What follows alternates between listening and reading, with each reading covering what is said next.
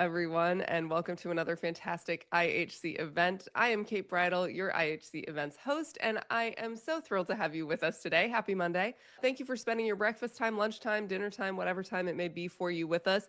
And special thanks to our wonderful sponsor, Ruli, thanks to whom this session is free for all of you. I also want to thank our fantastic presenters today, Donna Scaffidi, John Lee, and Ian McLean, who are going to talk to us about regulatory memory in the age of AI and how to operationalize compliance. So let me know you can see me and hear me by popping into that chat. Let me know who you are, where you are, put a little bio about yourself. This is our 64th event of the year, and I would like to know if you are here with us for the first time or if you are a repeat offender. I will stop talking and I will hand things over to Donna, John, and Ian to talk to us about regulatory memory in the age of AI.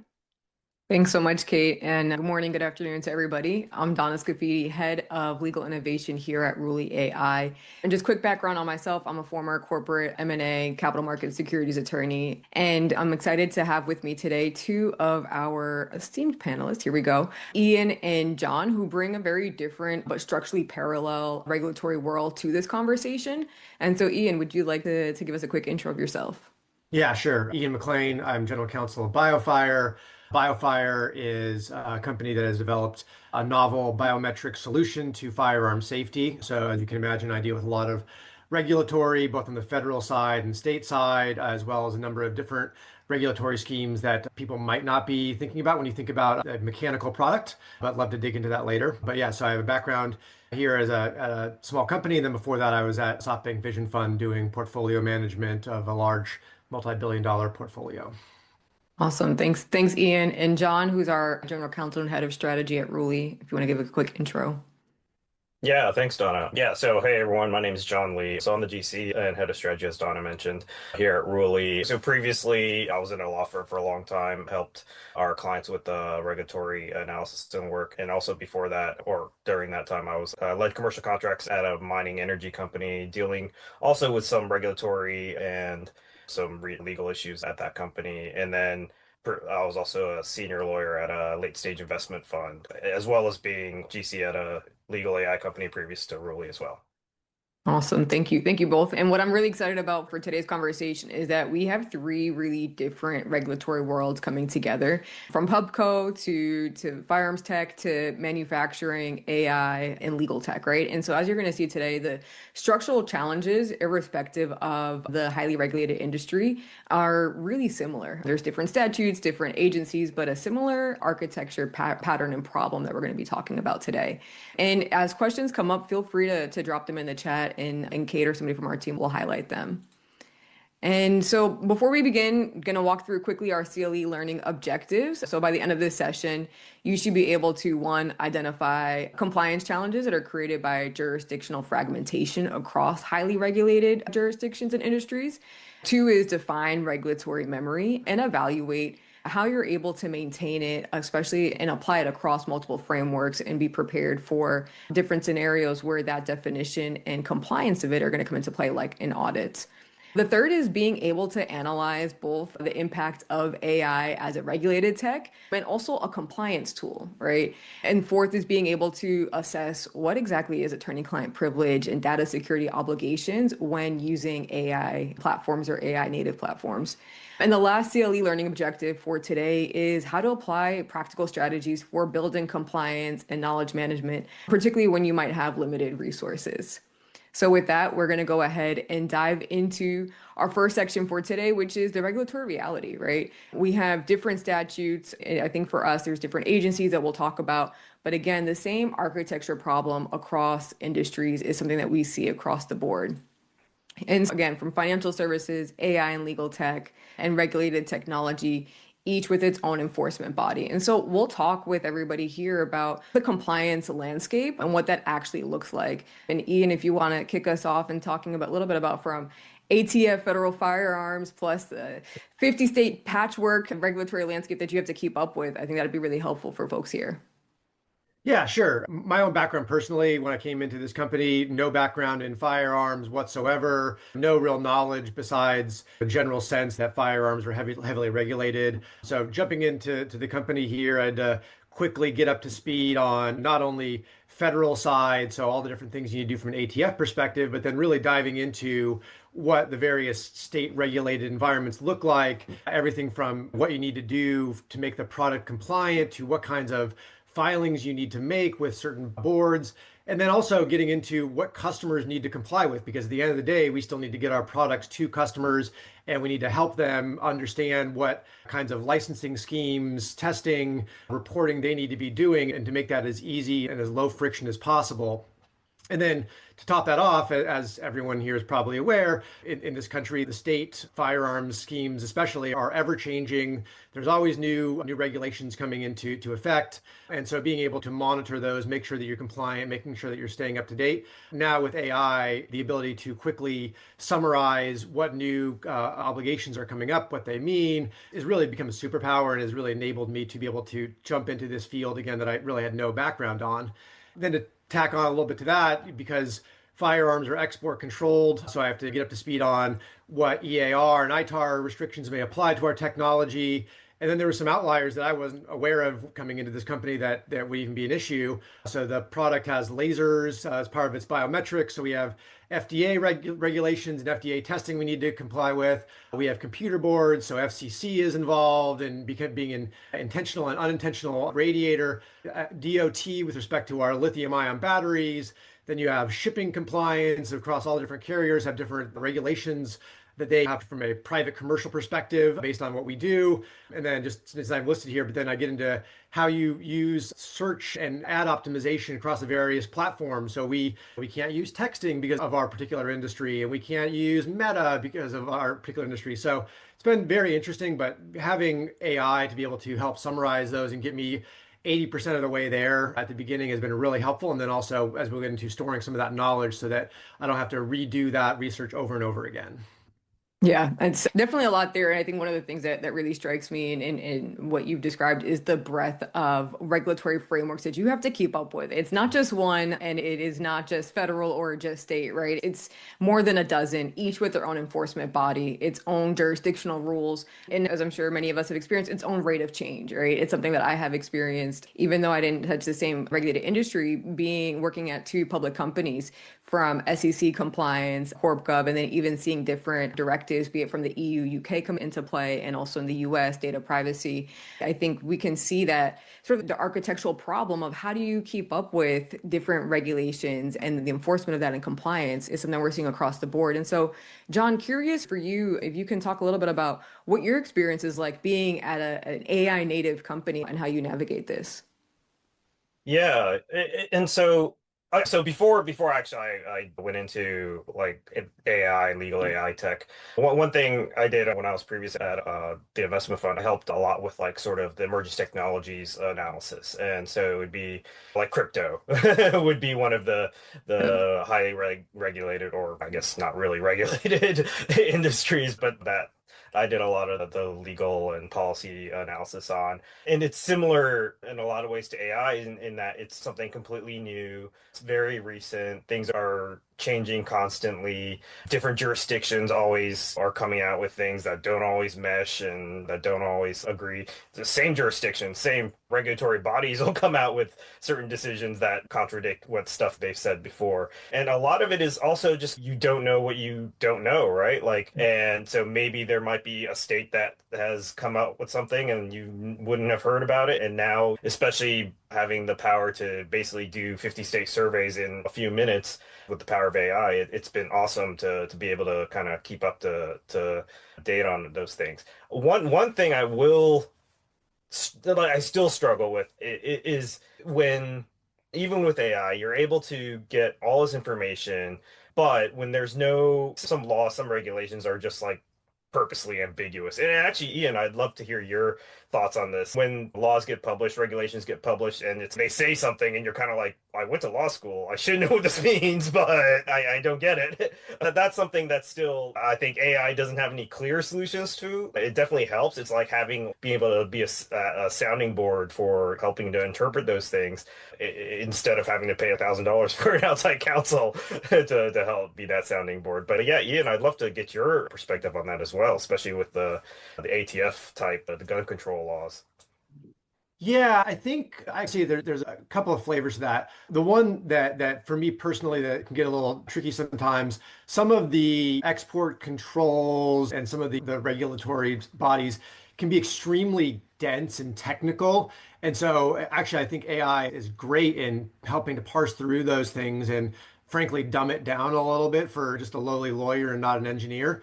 And so that one has been great. There are those schemes though where they are written maybe a little bit vaguely to be a little careful here, but sometimes some of the, especially the state level gun laws there's so many political factors driving them that sometimes they can be drafted in a way that may not be as operationally useful and operationally clear. And so there is some amount of interpretation you have to do. And so you have to be very careful about how the AI is summarizing it, because when you actually dive into the statutes, they may not say exactly what the AI is saying it's saying, because in the end, we all are aware that AI really is just a statistical model, right? And so it's saying what words are likely to come or after this word, or what words are likely to be associated with this word.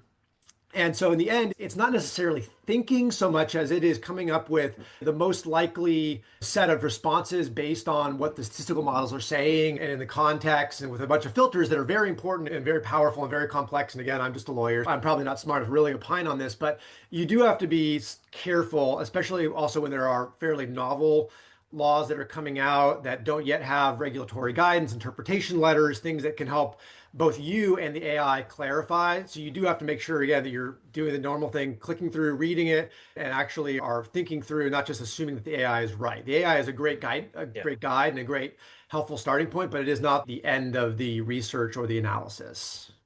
Yeah, I think that's I think is a really good point because like words matter in law, in regulation. And so having an AI that kind of interprets things and uses different words and might not be so effective, but being able to check the citations, being able to track down the source, I think definitely helps. And I think another thing, as you were talking, it reminded me of is being able to kind of draw upon like the thinking that's out there, not just like the actual text of the regulation, but like the articles on the topic and the law firm white papers and so on. Having all that information at your fingertips really helps as well. And synthesize without having to click through to all of those necessarily. Yes. As an initial, Yeah, again, you yeah. probably at some point you should click through, but initial kind of analysis is super helpful.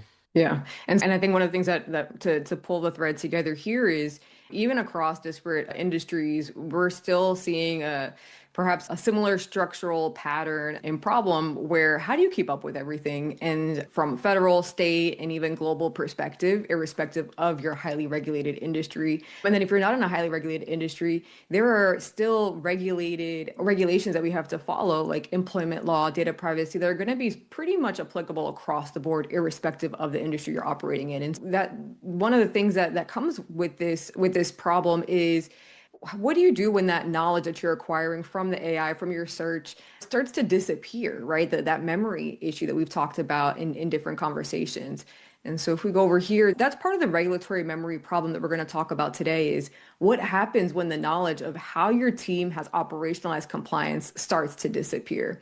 And so when we think about the concept at the center of today's problem, which is regulatory memory, what does that mean? Regulatory memory is that institutional knowledge of how your legal team operationalizes compliance, not just what the rule says, right? This is, and I think this, John, this is what you were getting at, but how have you interpreted the rules? What positions have you taken? How have regulators responded, either specifically to you, or perhaps they've written comments or letters?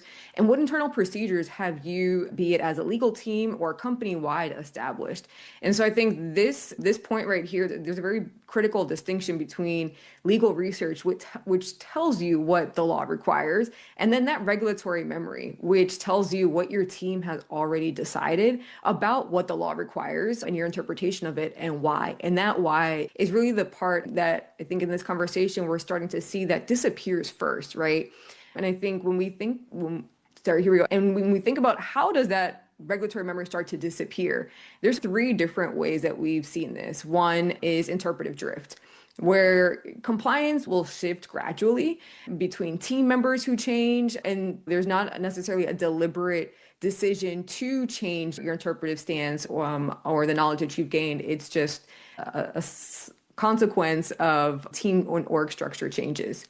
The second is what we're calling jurisdictional amnesia, right? And this is team where we see teams who build inconsistent positions across jurisdictions because they cannot find or they don't know anything about prior analysis, right? And the third is the examination history loss. So the institutional knowledge of how regulators have actually engaged with your organization or organizations in the same industry as yours has walked out the door when somebody leaves, right? And John, we've had prior conversations about this, and you've raised a lot of things in this sort of third failure mode about the problem when a colleague leaves. So if you can talk a little bit about that.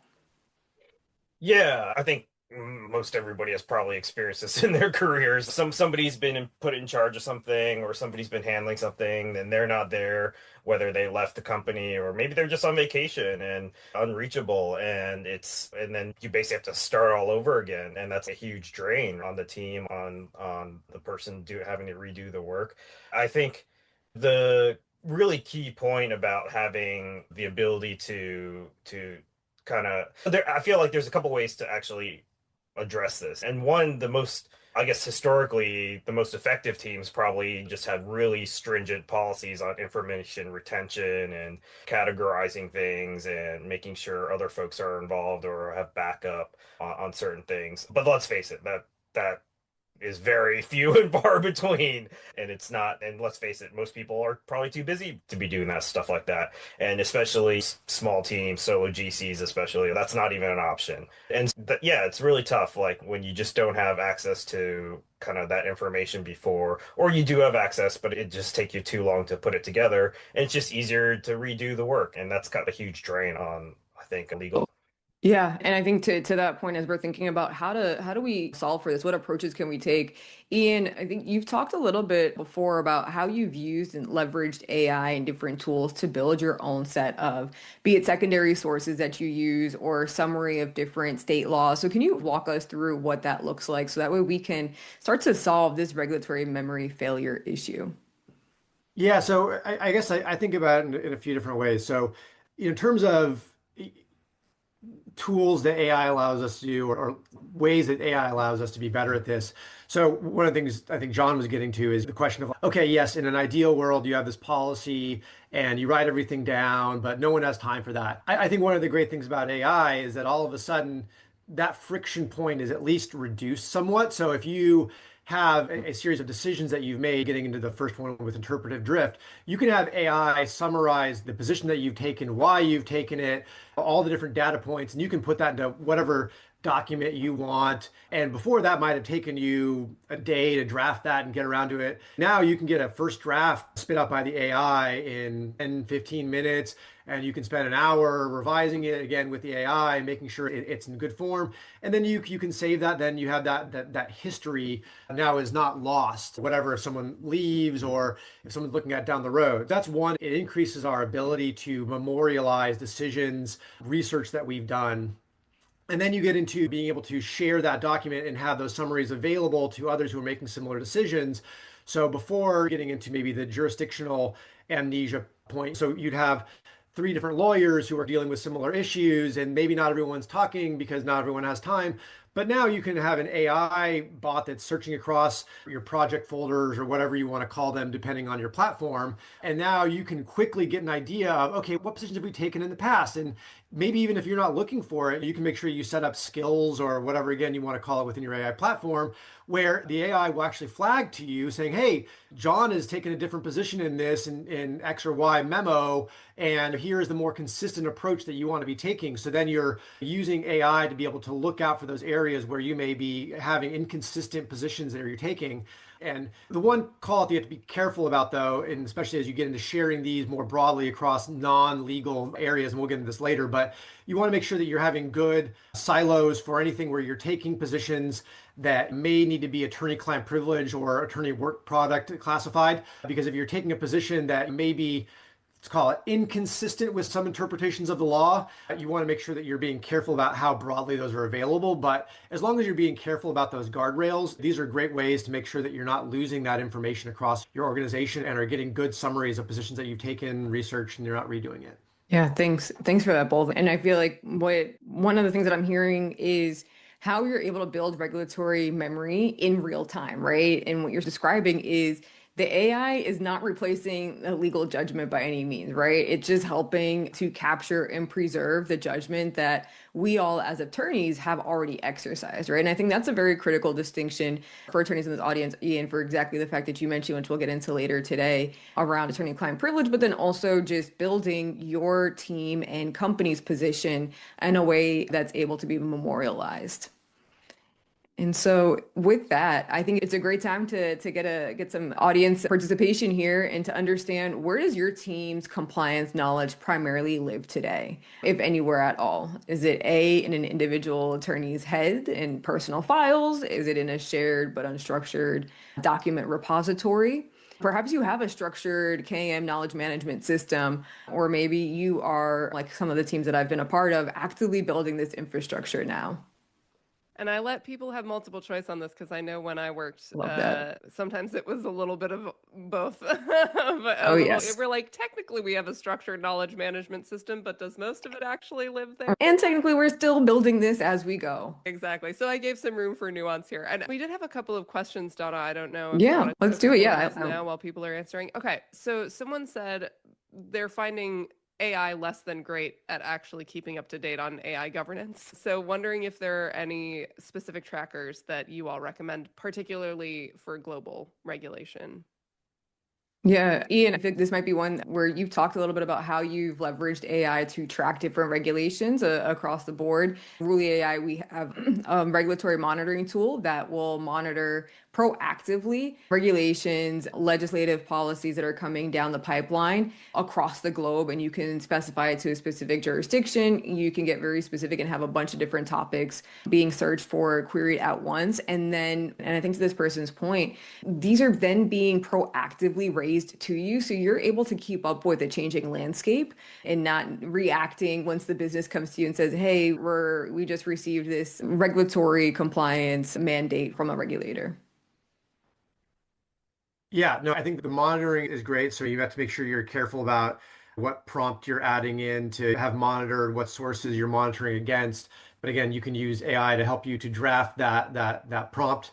But then I always find it's most useful, whatever regulations you're happen to be tracking against, to have a document. So this is my summary of the AI governance framework, or for me, say it's 50 state compliance with firearms laws. And then you just have the AI search against that and point out the areas where that may have changed. And then that gives you a smaller surface area that you have to double click into, where you're actually looking at, okay, is the AI highlighted that this has changed?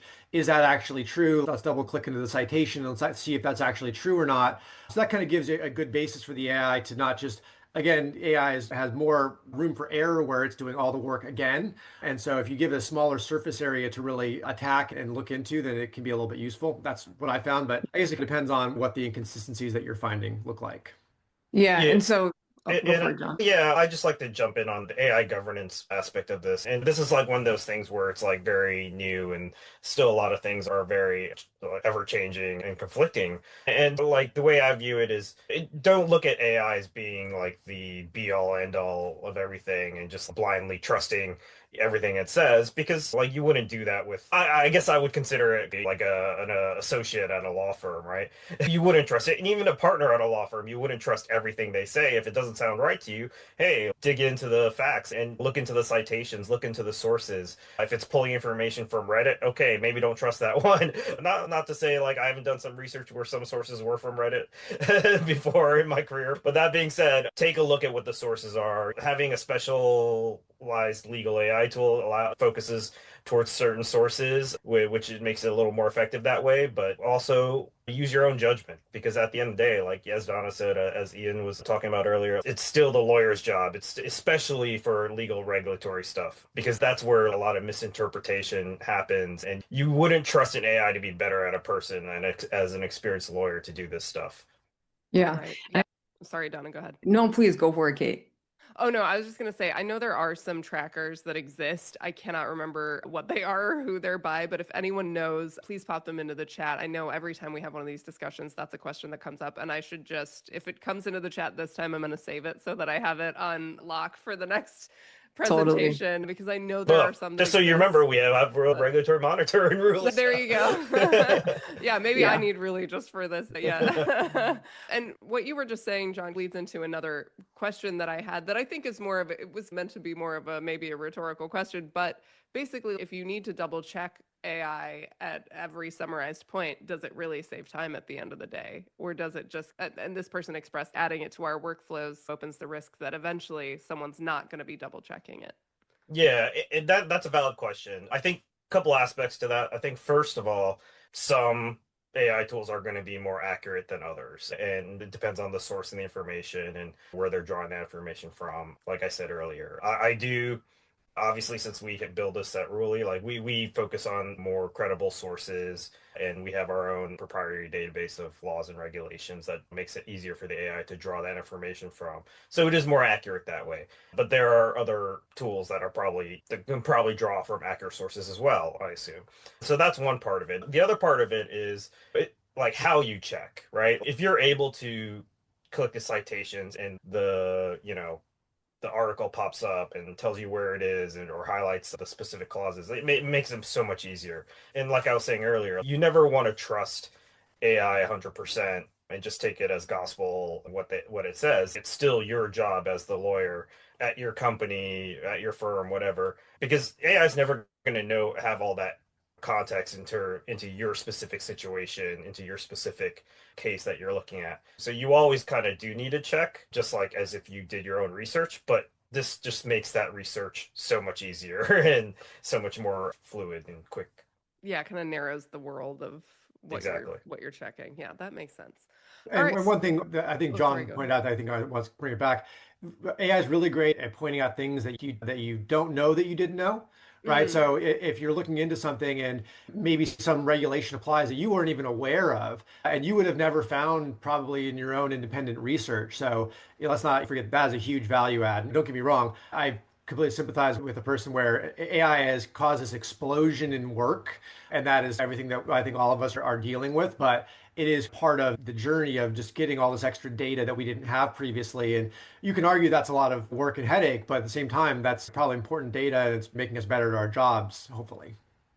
Yeah, and I totally agree with that because, and just from my own personal experience, I know before AI came along, I would be doing a lot of my legal research on Google.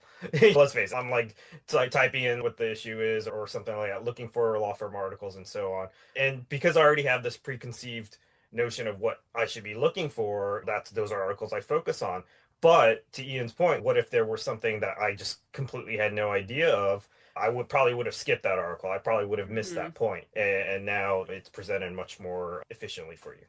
Yeah. Unless it happens to pop up in a case you're reading and you're like, oh, I didn't think about that aspect. Yeah. Yeah, which always happens, and you're always happens Yep. too late. So And so I think this is actually a perfect time for us, Kate, if you want to go ahead and show poll results, because Yeah. one of the pieces here is irrespective of where your knowledge is coming from, how do you memorialize that is I think something that's really important to make sure, particularly in when we're talking about regulatory memory, for that to stay consistent for your team. And so looks like poll results are in, and so A and B are the top two. So in an individual attorney's head or files, and then also in a shared but unstructured doc repo. And so with this, the knowledge living in people's heads is one of the problems that you don't have regulatory memory at all. You have individual memory, right? That leaves when that person does or is not available when that person is not available. And so this sort of just validates, I think, the structure, the emphasis that we're talking about today about why it's important to have structured compliance architect right into your team's workflows, irrespective of what tools you're using. yeah, and I guess expand on that. So AI can help you if you have unstructured data in a shared repository. AI is not going to help you that much if it's just all in individual attorneys' heads and their personal files. And for the folks who are dealing with that situation, I think probably the first easy step, even if you're not ready for an AI tool like a legal AI tool to help with this stuff, the first easy step is to just implement policies to put those personal files or not personal files, but put those files in personal folders into the shared folder, or and have after every kind of research like task, have folks memorialize it. Maybe could even just be a few bullet points, whatever, in an email or just something like that, and just download that email into a folder so that when you are ready for an AI tool to help, at least that information is available for future use. Yeah, and thanks for sharing that, John. I feel like that tees us right up for AI as both the tool and then also the guardrail that we're trying to lawyer with and for. And in this dual role that AI plays shows us one that AI is increasingly being regulated as a technology. And simultaneously, as John mentioned, and we've been talking about today, it's also a tool for managing the regulatory compliance. And so for attorneys in the audience, I think this creates both opportunity and obligation for us, right? And when we talk about how do we make AI reliable enough to trust, Ian, you and I had a very candid conversation during our prep about the risks of AI research, and you alluded to it earlier about a Reddit result coming up, and we have that here. So if you could share a little bit about your experience and how do we ensure that it's reliable enough to trust? Yeah, so I've run into this multiple times, again, in my work, especially on the 50 state laws for firearms. There's a lot of content out there around interpretation of firearms laws on Reddit and Quora in particular. And you have to be very careful because when you're doing a general AI search, it pulls from everywhere fairly equally, and there are certain weights and biases that it applies, of course. But in the end, you have to be very careful because it can conflate your two different response or two different issues in a response, and it may all it's looking at is proximity of words in a given context. So if there's a Reddit post, the one I ran into that kind of jumps to mind, it was there were two regulations in California and New York, and there was many Reddit threads that dealt with these issues together just because of the similarity of the schemes. And so when I was looking at some AI tools and I clicked through the links, it was pointing me to these Reddit posts, and it was giving me incorrect guidance and interpretation of these laws because these issues were being conflated in Reddit posts and talked about at the same time. And so there's a couple of the things I think about with this. One, to give the shout out to Ruli. So again, if you can limit your body of knowledge or the research that's pulling from to the actual laws of the given state that you need. So let's say I'm looking at something for California and federal. I don't care about New York. And so Ruli has a great tool where you can say, just give me federal guidance, US federal guidance and California guidance, and that's all that I want, and that's all that it will pull from. So that's super, super helpful. The other thing, of course, just as we're all learning about, is invest in your harness, right? So you have to make sure that your prompt is good, make sure that your context about who you are and what you care about and what sources you're going to trust are in your AI tool, so that your AI tool is being more efficient and is giving you the better answers. And then just to bring it all back again, of course, at the end of the day, you still have to click through those links. And if you see a bunch of references to Reddit posts or things that are a little bit fishy, then both iterate with your AI, but then also you have to check to do the thinking yourself and double click in the statutes to make sure that you're relying on it. But the difference between getting an answer that is, say, 60% there and it is full of holes, and 90% there, and you still have to do the work, but you don't have to do 10% versus 40% of the work, that's where you can save a lot of time in working with these AI tools. Yeah, I think one of the things that you're pulling out is incredibly important. And I think we've all seen this, are starting to see this now as we engage with more AI for legal work, is that AI can produce polished, confident output sourced from unreliable material, right? And you don't necessarily notice the mistake until it's too late because it looks clean if you're not checking those sources, right? And I think this is essential, especially when we think about the obligation of competence, right? And our role as attorneys in holding that judgment. It doesn't change because the research tool changed, right? Whether you're using Westlaw or Alexis or Hornbooks or an AI platform, that verification point, which is part of our judgment, remains ours as the attorney's responsibility. And I think the medium or avenue that you're obtaining the information from might be different, but that duty is identical. And I really like how you're calling out, if you're able to find a tool or platform to use that, one, really highlights and focuses on primary sources, right? I think that's huge. Or that, as John mentioned, we do that here at Ruli, and also that has its own dedicated repository of those primary sources, and then also being able to quickly look at the citations and see, hey, can I verify this? Is this true? Is incredibly important. Yeah. So I actually think Obviously, I might be a little biased working at a legal AI company, but I actually think this is one of those things for the regulatory and compliance aspect of things where you really want a specialized tool to be able to do this stuff. The quality of the tool really matters. Same as if you were using outside counsel, like the quality of your outside counsel really matters, where they're focused on a certain topic or the ability to get this type of stuff, interpret the information. Because the stakes are and it's not every time you trip up on a regulatory issue, the stakes are so terrible or so high, but they could be, right? And it's easy to get wrong. I think that's one of the key points of this is that, okay, you get like a contract term wrong and maybe you miss a renewal date. Okay, that sucks. That costs you some money. Or maybe you need to renegotiate something with the other side. Okay. But you get a regulatory thing wrong and you could be paying a huge fine. Somebody could be going to jail. Who knows? The stakes can be really high and it's easy to get wrong because just as people have trouble interpreting regulations, AI can have trouble interpreting regulations. So that extra percent or 20% of accuracy or interpretation or ease of doing this, doing reports more often, that really has an outsized impact on a legal team, I think.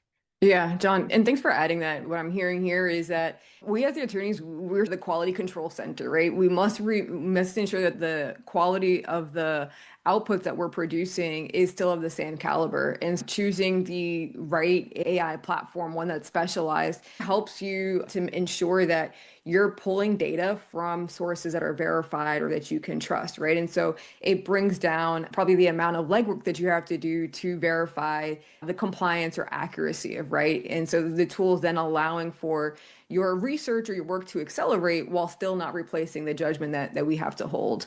And I think that this is a perfect time for us to take a temperature of the room with our second poll and to see, how does your team currently verify AI generated legal research? Are you always clicking through to primary sources and verifying, spot check selectively, rely on the platform cited sources, or you don't have a formal verification process and everybody's just free for all, each person ad hoc? Just people are doing this. One thing that I also think about that's not really represented here, but I like to iterate with my AI. All right, so push it, right? Push the analysis. Say, oh, is that true? That doesn't really seem right to me. And sometimes the AI will say, oh, yep, sorry, just kidding. That actually isn't accurate. And so that's, again, this is not by any means a replacement for clicking through to primary sources, but you can definitely iterate with your AI and get it to give you better answers by pushing it a little bit. I love that, and I think thanks for that, Ian. Because one of the things, regardless of the verification approach that we have here, and I think the big thing that remains is our ethical obligation as an attorney, right? And so, formal verification protocol is probably best practice for any team that's using AI for compliance work, right? When you have a formal process for whatever it is and it's documented, that's great. But and results are coming in. Kate, maybe we can go ahead and share the results now. Let's see where we are. Okay. So yeah, so this is awesome. So there is primary sources that are being verified and clicked through every time. And then the second largest area is no formal verification process yet, right? And I think that this is just a gentle wake-up call for us as attorneys here of, hey, how are we engaging with AI? Should we have some guidelines? And maybe not just for legal, but across the business too. How are other teams engaging with AI? I think that's probably a helpful point for us. And Yeah, then and I think, at least from my experience, I'm surprised spot check selectively isn't much higher on this because I feel like that's what a lot of people end up doing. But it also depends on the topic, right? If yeah. you're dealing with a really high risk make or break type of topic, then you're going to go through everything and check thoroughly. Yeah. But if you're just dealing with just a average run of the mill type of situation, that the impact isn't that great. Yeah, okay, maybe a spot check, maybe just. And the way that I think about that too, John, is for case law, you might not read every footnote of the case that's being cited, right? Oh yeah. But it's there, and you might spot check what you need. And I think that's really, really important. And part of the reason I think why we're able to do that and then transfer that over to using AI is because you know that the source is verified, right? If the judge is citing cases and has footnotes, this is a verified platform. I can trust the sources more easily. And I think, John, to the point that you made earlier of what platform you use, what tools you use, comes with, I think, a level of ease in being able to exercise your judgment across results. Yeah, and actually, I do think a lot of it is almost like a red flags type of search. If you see something that really just doesn't make sense or comes from a source you're like, I don't know if I really trust that source, then might prompt you to dive a little deeper. But I think, and that is one of those things you can, as Ian said, like iterate about, ask them, hey, what is this source? Is that really true? I think that's actually very, very effective. Yeah, I saw some of the comments pointing out some things that I do as well. Specifically taking have the AI take an adversarial approach, say, poke holes in this. You are the regulator. Look at how we've interpreted this and tell me the ways that this is wrong. I thought that was a great comment that I saw. Yeah, yeah, definitely. Thanks for highlighting that. And I think this is moving to the next topic. And Ian, you previewed this for us earlier. The another dimension that comes to play when we're using AI for regulatory work that is really important for us to address directly is privilege and data security in the AI era, right? And when we think about attorney-client privilege and work product protection, we're going to talk about it particularly in the context of AI stored legal analysis and permissions around where that analysis and output is being stored or shared. And Ian, if you want to take it away here, because you shared during our brainstorming session some of the areas that we as attorneys should highlight and think about as we're interacting, particularly with the business.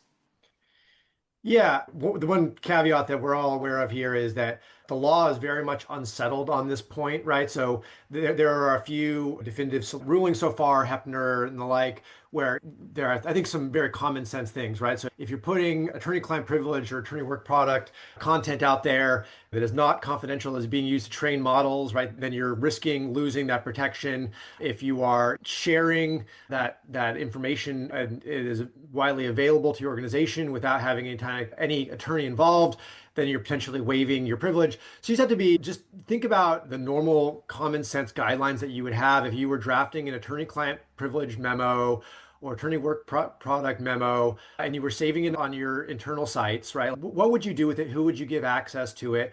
So, but you do have to be thoughtful about it. Normal guardrails we're thinking about here, make sure you're not mixing business with legal advice. So if it's a mixed environment, separate the two out and make sure that you're only looking at legal advice with your legal tool at the time to make sure you're preserving privilege. Don't point AI, your organization, to point the AI agents at your privileged folders. They're not accessing those without you being involved. Make sure that you're using enterprise accounts. So you're maintaining that confidentiality, you're turning off your training, doing all the things again to protect yourself as much as possible. As long as you're following those guidelines, I think you're pretty safe so far. And I would be very surprised if the case law comes out against that and it says that AI should be somehow treated differently than your normal tech stack. But you do have to be thoughtful about it. And I think the thing we run into here is that everyone is moving so fast with AI and we're being pushed so hard by our CEOs that there sometimes is the possibility to slip on those normal common sense things that everyone thinks about and to give the AI more leeway or to mix business and legal topics and do things like that you're not intending to lose that privilege, but you end up in a really bad situation. Yeah, and I think what I'm hearing from this is as we're building regulatory memory, and whether it's through AI generated summaries or research or compliance databases searches, what we create is a body of legal work products that we have to be mindful of as attorneys. And some of it can be routinely stored and broadly shared, but there's sensitive risk assessments, gap analyses, evaluations. They're understanding the repercussions, ramifications of exposure to the broader organization without privilege protections.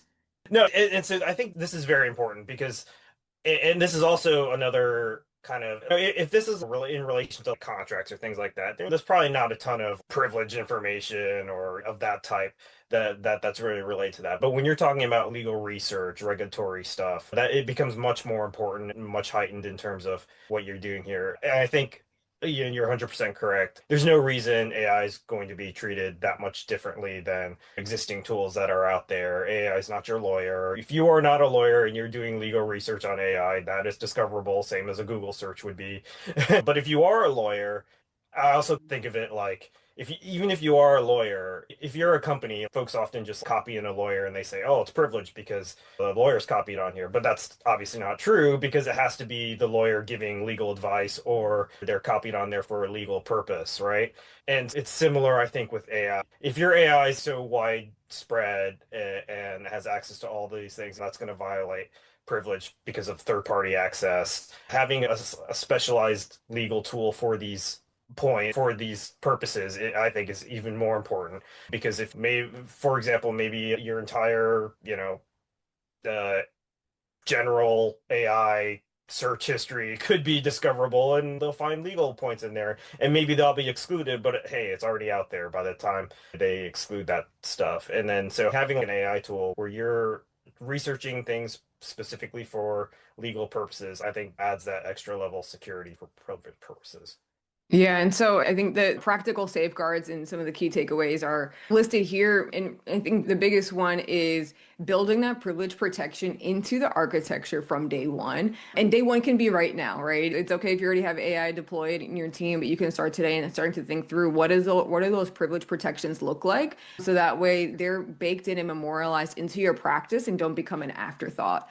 And so when we think about, and we have about 4 minutes left, we're going to talk a little bit about how do you operationalize, particularly for lean teams, and think through different strategies for building that regulatory memory when you don't have a huge compliance department or even a compliance department at all.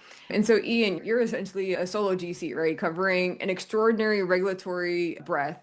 John, you manage legal and strategy for a growing AI company. I've worked on small legal teams with just a GC and myself at a public company. And so none of us have had the luxury of those 30-person compliance departments. And so let's talk a little bit about how this actually works. Breaking down strategy 1, the regulatory position, 2, AI generated summaries, 3 are searchable, queryable knowledge base, and then 4, how do you extract and normalize obligations at ingestion? And so I think as we reflect on this, there's a sort of a way for us to think through, if we just start with number 1, the regulatory position at inception. What Ian described earlier, using AI to draft clean summaries that you verified from research, and you have your document running list, you're using AI, then you save those as your own curated secondary source. And I think that's one of the ways that you can start to build your regulatory position and have that registered in your system, and you save it to your knowledge base or whatever tool you're using. As we think about, Yeah. oh yeah, go for it, John. So let me just jump in here, and I'll say, despite effectively a solo GC, despite having awesome lawyers such as yourself, Donna, on our team, like I think one thing about this, these are obviously like best case, best practice type of strategies because I don't do any of this stuff. But what I do is now that I know we have AI, like what I try to do is basically save all that information in a place where I know like folks can access, whoever like else on the legal team or a lawyer can access, and or outside counsel, and then to be able to make that information useful for a lawyer. And so that's like really just the first most basic step. And then these are like where you can take that further, where you can involve, and basically where I think knowledge management in the age of AI is going to be headed.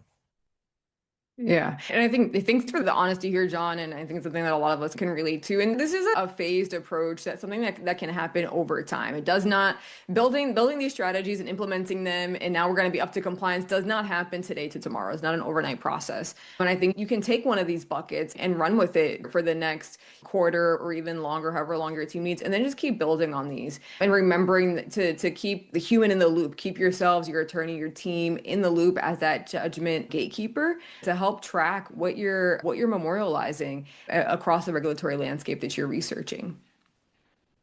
And I think our next few slides establish sort of the process to be able to do that and to be able to effectively use AI down the road to produce these kind of a more structured compliance and regulatory method. And I think that's something, I know we're at time now, but it's something where we can share these slides with the folks who want it.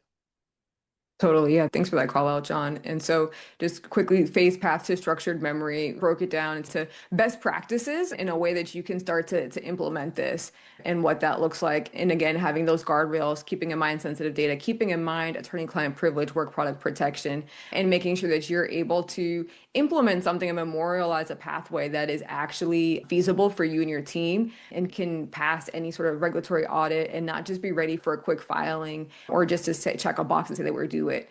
And there's different ways that we have that you'll know it will work and how you can get to the source of truth and why having what the cost of fragmented memory really costs you versus having something memorialized. We can have a longer conversation. I know we're at time and Rush flew through that. So I think we can have a quick, maybe one question or so in the chat. But otherwise, I want to thank everybody for your time and feel free to reach out, learn more about Ruli. I'll speak for myself and our fellow panelists. Thank you for joining. And if you do have questions, want to continue the conversation, please feel free to reach out. We host office hours every Thursday to talk about legal AI. You can book a strategic walkthrough or again, reach out to us individually to talk about how you can memorialize your regulatory memory. Thank you so much, Donna, John, and Ian, for all of you sharing your knowledge. We appreciate you. Yes, please feel free to respond to the poll I'm running right now if you want to learn more about Ruli or reach out to them. We did have a couple more questions from the chat that I will just pose to you. So one was really interesting. I hadn't heard about this. Someone said, I recently read about a tool introducing a feature where the agent, the AI agent, dreams, quote unquote, about the interactions it had during the day and revalidates every response it gave. Is there any similar functionality coming to legal specific tools? And it revalidates every response it gave. I think I have more questions here. I'm like, it's like more questions than answers. Right, Yeah, I'm curious. daydreaming. Did it actually have those interactions? Is it revalidating? And is that something that you want to do, or are you looking to have? And I think Ian and John, you both talked about this earlier about having the AI sort of challenge you, and maybe what the assumption that you came to is not actually the valid assumption that you want to have, and maybe you want to have it act more like a regulator. Yeah. It's an interesting. Tell us more. What was? Please. If it is what I think it is, it's basically where I guess it's re-evaluating the responses it gave, kind of scaling it in terms of how valid those responses are or not. That is actually something we've talked about on our team as well, and it's something that we're exploring. I'll be curious how that works out though, in an age of increasing token cost, whether that's actually something you want to have your AI doing all night is racking up tokens, thinking about the answers that it had provided previously. I'm not saying it's a bad idea. I'd be curious where that goes though. Yeah, I think that's valid. A feature you can turn on in Claude Cowork, apparently. So, FYI. And then someone had a question about, I believe Ian was the one who made this point, you don't want to point your AI agent at privileged folders. What if the agent is in your legal CLM? So I think you just have to be thoughtful about what that means. So I think to John's point about what's in a contract, right? Contract probably isn't actually going to be attorney-client. In fact, by definition, it kind of can't be because it's between two parties who are it's with a third party. And so it can't, that contract itself can't actually be attorney-client privileged. You have to be thoughtful about if it really does point at a CLM. So question one is, who has access to that CLM? Are you the one who's running the CLM? If the CLM is really your platform and you are sharing it with your CEO and your various business leads and you're in the loop, then arguably even the comments that are in there are going to be attorney-client privilege. You just have to be careful about how the permissions are structured. But then there's also, if you have really sensitive analysis, I don't know why you're putting that into a CLM anyway. I wouldn't recommend you putting in really sensitive data into that. So it's just, where do you keep information? How are you running the CLM? How is it structured? Who has the permissions? So this is not, this is the extremely unsexy, unfun stuff, but it's walking through with your IT team. How is this actually structured? Who has the permissions? How are the admins working? And then having light policies that you train people on about what you can actually put into these platforms. It's the extremely, again, unfun portion of it, but that's the stuff that really matters in the end. But yeah, if you have an AI agent point at it, as long as you're careful about what you're putting in and how it's structured, I don't think that's a problem. I feel like so much legal work is the unsexy stuff. Yeah, I think that's 100% right, like what Ian said. And I think it's also, you're probably not doing legal research on your CLM's AI, or you shouldn't be at least, and putting that information into the CLM or whatever. I can understand if there might be internal notes in the CLM. Maybe you're saying, hey, this indemnity might not be enforceable for whatever reason, or a non-compete on an employment contract or something like that. But then you should have appropriate firewalls and be limiting access to those documents. Great. Thank you all so much. Again, thank you all for sticking around and being with us and hanging out. Please go to our upcoming events page. I just dropped it in the chat. We have a bunch of in-person events this week. So we have tomorrow an in-person mixer in Philadelphia. On Wednesday, we have one in Palo Alto. On Thursday, we have one in San Francisco. We also have more coming up in New York, San Diego, Portland, Milwaukee, and Boston. So keep your eye on that page. And if we are in your city, come say hello to us. We love to see you in person. Thank you again so much, Ian, John, and Donna, for sharing your knowledge with us. Thank you to Ruli for sponsoring. And we hope you all have a fantastic rest of your day. We'll see Thank you you. the next one, Everyone. everybody. Thanks, everyone. Bye.